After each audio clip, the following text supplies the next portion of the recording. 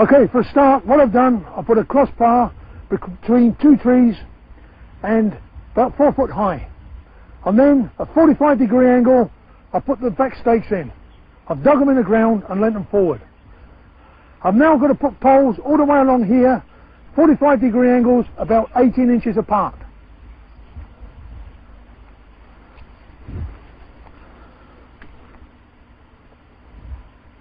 Now I've got the vertical ones in, I've got to put the horizontal sticks in.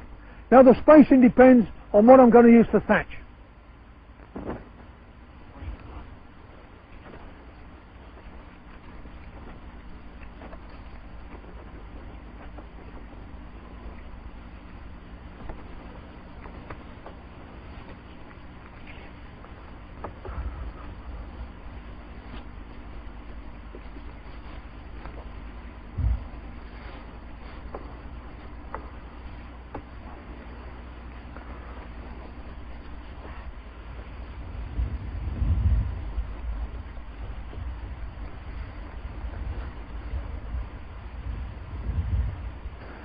Make sure it's strong. Remember, weave the horizontals in and out the verticals to lock them in place. It must be strong because this is going to protect you. Now what seems like a shortcut, ultimately it takes more time in the long run. If this falls down or lets in the rain, we've got to rebuild it. So let's do it right first time. There are many materials we can use to thatch the shelter. Grasses, rushes, even mud.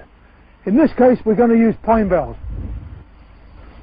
Okay, we start from the bottom and we start building it all the way across and then overlapping until we've covered the frame.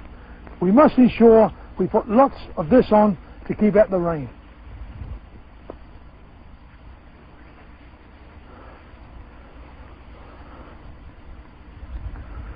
That's the back finished.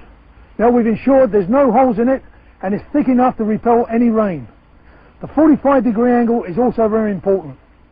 Now we can improve this further by filling in the sides. What we do is exactly the same as the back. We angle in verticals and we intertwine the horizontals and then we thatch it. Now this gives us more room. We can stow our firewood there, we can put equipment there, and it also stops the wind from whistling around the sides. We can further improve on this by putting on the front porch. This is easily done. Just angle in 2 sticks, put on a crossbar,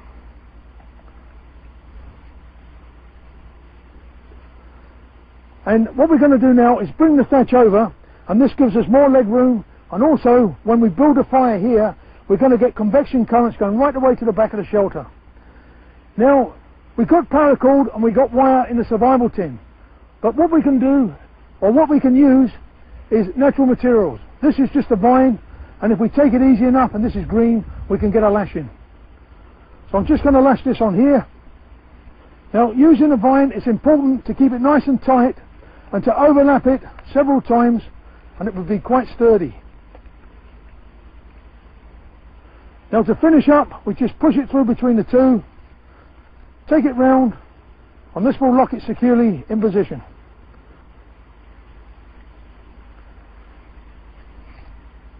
Now I've got a good strong shelter, I don't care what the weather does. I'm going to be dry, and once I get a fire going, I'm going to be warm.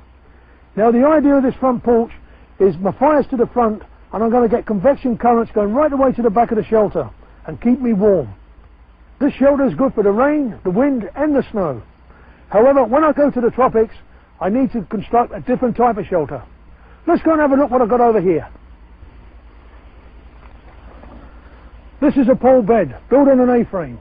It's very strong, and the more weight you put on it, the stronger it becomes. Now this is ideal when you've got bad ground conditions, such as you find in the jungle with creepy crawlies and ants and termites. It gets you off the ground. Also, in hot climates, you need the cooling effect of the air going underneath the bed, keeping you cool. Now in the jungle, it rains very hard and it comes unexpectedly, so we need a shelter fast. This will keep me dry, and so will a parachute teepee. Let's go and see how we make one. This is a parachute teepee. It's easily put up, and remember, a parachute is part of our life-preserving equipment. Now, as long as it's steep enough, it will repel the rain, it will keep off the wind, and in the sun it offers good shade. Why don't you come inside and have a look? As you can see, it's larger than it looks from the outside. Now remember, keep off the walls when it's raining and you won't get wet. Really interesting shelters, Lofty. If you were in a colder climate, the Arctic for instance, what would you use there? Okay, in the Arctic we would use the snow. We can either dig down and make a snow hole or build up and make an igloo. No matter where we find ourselves in the world, we can always make a shelter. In the desert we must have shade. So again, we can dig down, put some material up, get shade from the sun. On the plains we can dig down or use sod and build a shelter. So no matter where you find yourself in the world, there's always natural materials we can use. Let me ask you about the pole bed. I didn't quite see how you constructed that. Could you demonstrate that for us here? Okay, the pole bed, this is a model of it. We start by digging in, okay, our A-frame, dig them securely into the ground, and it's best if we can either lean them against a tree or build like a triangle and dig this one in, and this will prevent that from toppling. We then take our material, and in the sleeves provided we insert our poles, and then this goes on the top, and the more weight we put down on this, okay, the firmer it becomes. We now put our shelter over the top, making a basher, and this protects us from the elements. You know, I noticed in that last shot when you were inside the teepee, there wasn't a center pole. I would have expected a center pole. How do you handle that? With the parachute, what we do is at the apex, we've got a cord and we tie a rock to this, and we throw it over a convenient branch, and we hoist it up, and as the parachute hangs down, we then peg it to the ground, making sure we've got a nice steep angle, and we peg it nice and wide, and you can see how big it was. It gives us adequate protection. Really interesting. Okay, we've covered shelters. Now let's go back out in the field for another aspect of protection. Now we've built our shelter, we can consider lighting a fire. Now fire can mean the difference between life and death in a survival situation. We must be able to light a fire under any condition, anywhere in the world. Now there are 3 important points to remember. First, you stand in dead wood. 2, with a sharp knife we feather our wood. And 3, keep your matches dry. Now I'll show you what I mean over here. This is the shaven wood. Remember, we take standing dead wood and we shave it with our sharp knife. What we do, we keep on turning the wood around and cutting slivers, and so one match will ignite this. Now any pieces drop in, they go in the fireplace and can be used. This is what we're going to use for our tinder. Now here's a selection of tinder.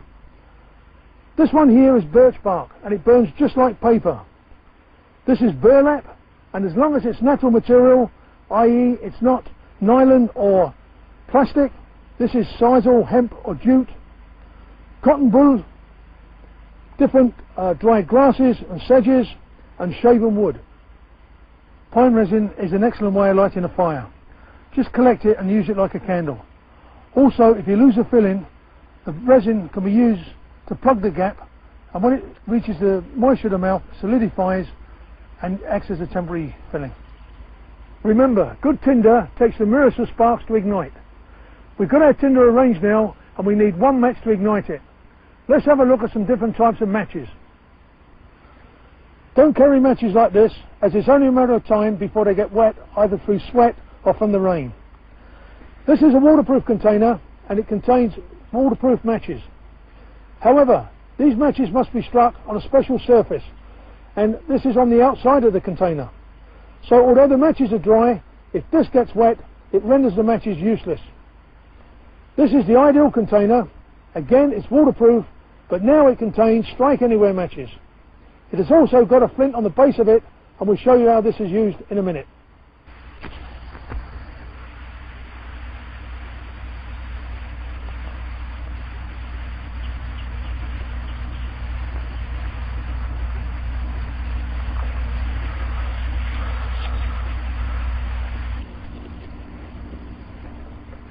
Okay, now we put on our kindling and arranging it like a wigwam.